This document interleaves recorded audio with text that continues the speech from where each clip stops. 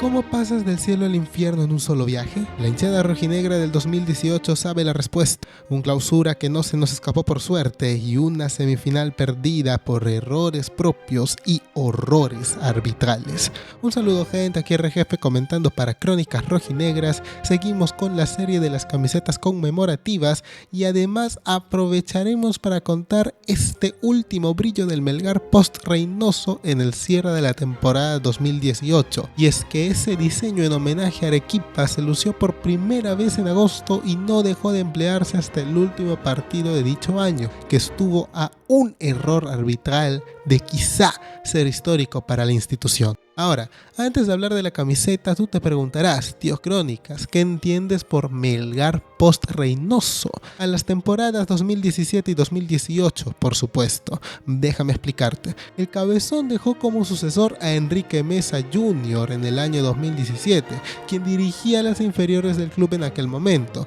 Fue prácticamente la continuidad del reynosismo en Melgar, por decirlo de algún modo. Mesa se fue tras el torneo de verano del 2018 y fue sucedido inmediatamente por Hernán Torres, quien tuvo que adaptarse al equipo reynosista que había armado su predecesor. Ya en el 2019 entraría Pautazo desde el arranque con la libertad de armar su plantel como quisiera. Esto, sumado a los cambios de rumbo que la dirigencia tomaría, convierte en la etapa posterior al 2019 en una era distinta, a mi parecer.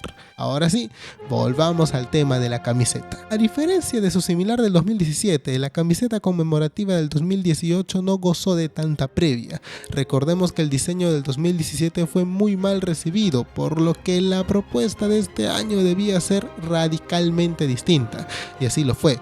Su primer anuncio fue el jueves 9 de agosto bajo el eslogan "Por mis venas fluye lava". Ahí también se compartió una imagen que anunciaba una supuesta erupción para el mediodía siguiente.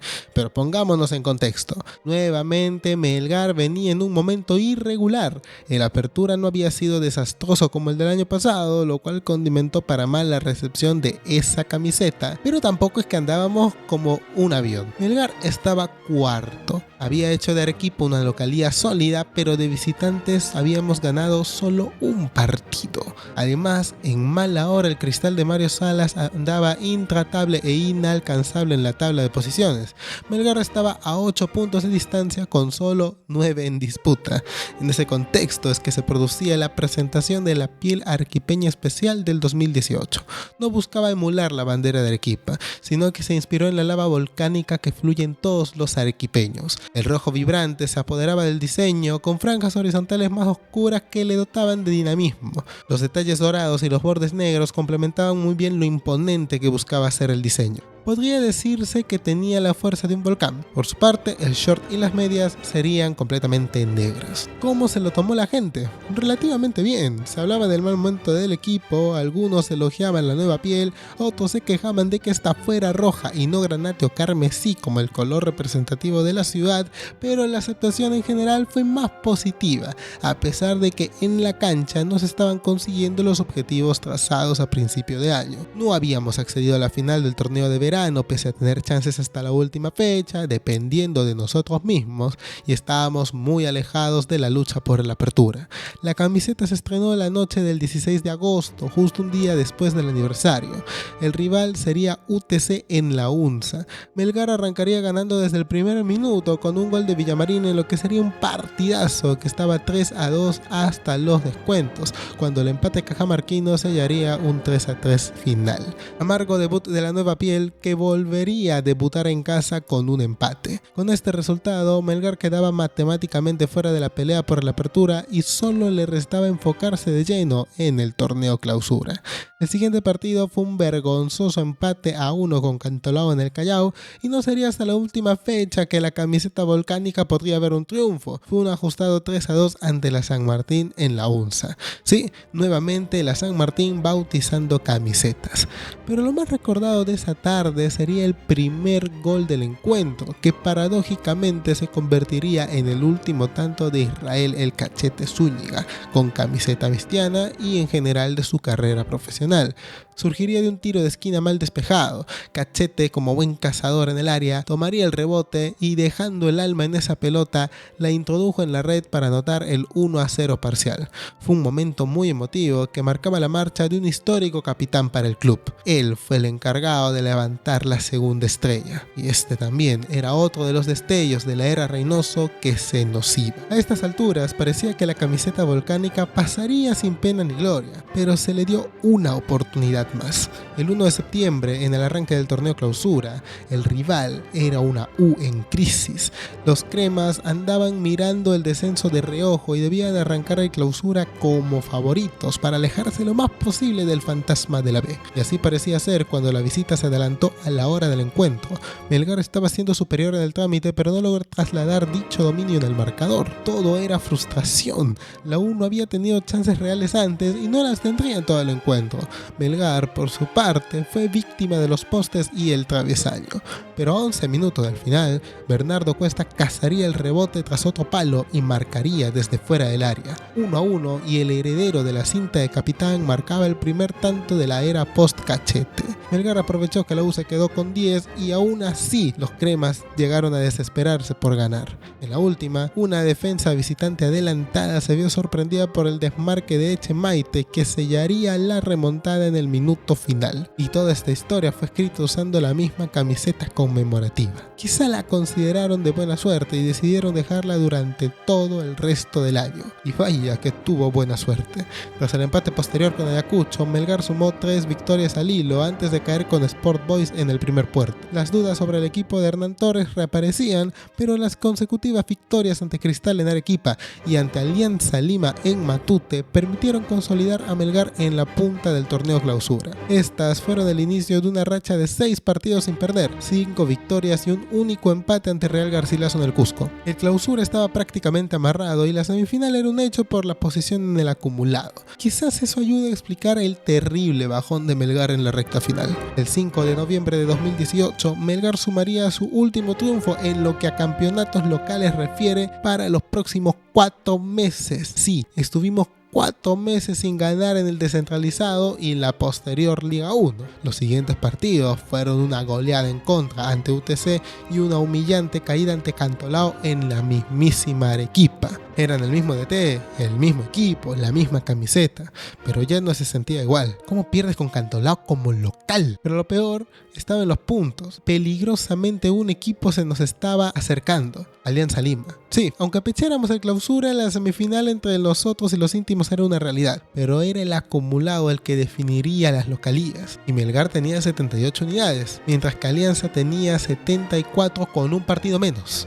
En otras palabras, si los íntimos ganaban sus 2 juegos y Melgar no era capaz de ganarle a San Martín en el Gallardo, la semifinal se definiría muy probablemente en Matute. Pero más allá de lo práctico, no puedes farrearte un torneo en el que eras puntero absoluto durante casi todas las fechas sin ganar ninguno de tus últimos 3 partidos. Para nuestra buena fortuna, Alianza empató su partido pendiente con la Muelita y la definición del clausura era más un trámite, un compromiso más en el calendario. Total, la semifinal y las localías estaban prácticamente definidas. Alianza Lima visitó a Binacional y perdió, y le dejó servido el torneo a un Melgar que no pudo pasar del empate ante la San Martín. El susto había pasado. Segundos en el acumulado y por las extrañas bases del torneo había que jugar un playoff contra los blanquiazules, que no habían ganado nada, apenas eran terceros, pero en fin, entre nosotros dos habría que definir quién jugaba la final contra Cristal. Los rimenses se habían relajado bastante en el clausura y nunca estuvieron en la pelea. Sin embargo, y contra muchos pronósticos,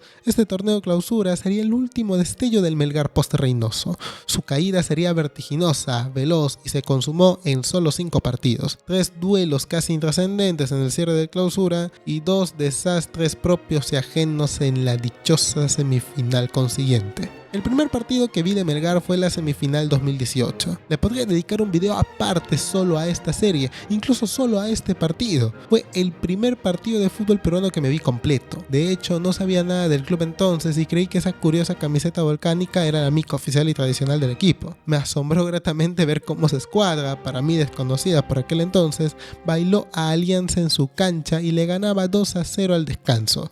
El tercero llegaría al 65 y el silencio invadió la victoria por un instante. Pero ese mismo día comprendí que el carácter helado que muchas veces han presentado nuestros jugadores no se puede salvar ni con una camiseta con lava volcánica. Apenas 5 minutos después, Alianza ya había descontado 2 veces, 2 goles en 1 minuto.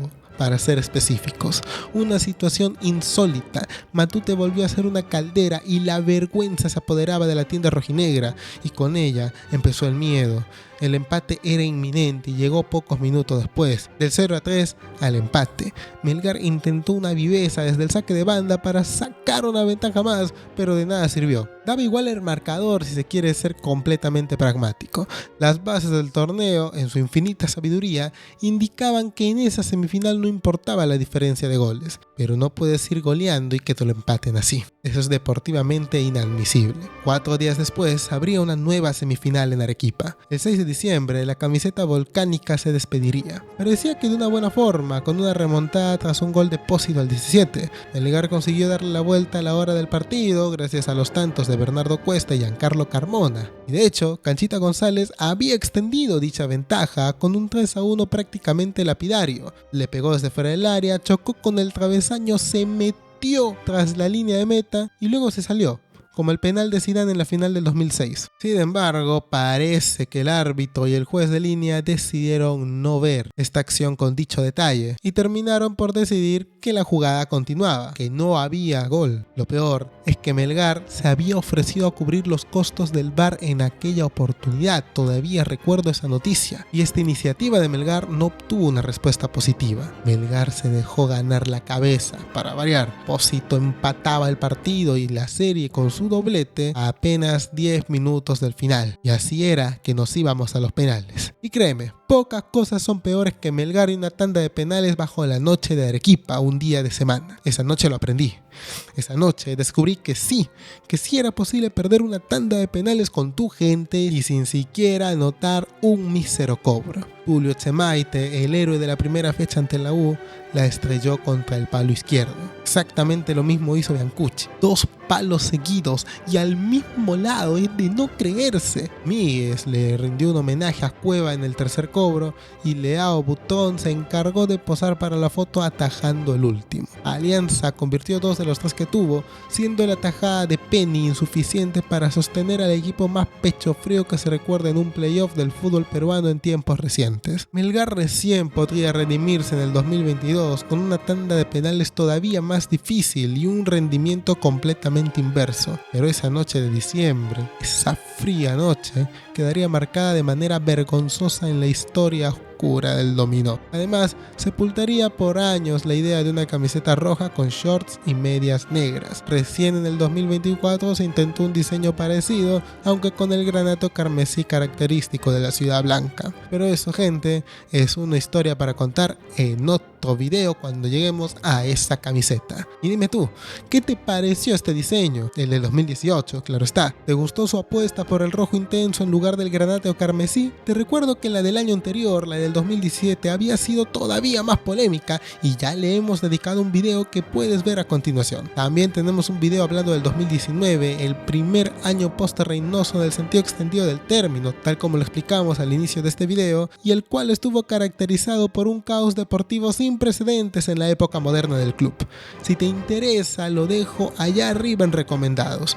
No olvides seguirnos en Instagram, Crónicas Rojinegras, para no perderte de más contenido dedicado a Melgar. Eso sería todo por hoy, gente. Gracias por escucharme, y si este video tiene buen apoyo, subo la tercera parte hablando de la camiseta especial del 2019 antes de las eliminatorias. Caso contrario, nos vemos en el post partido del Uruguay-Perú de la semana que viene. Hasta la próxima. ¡Chao!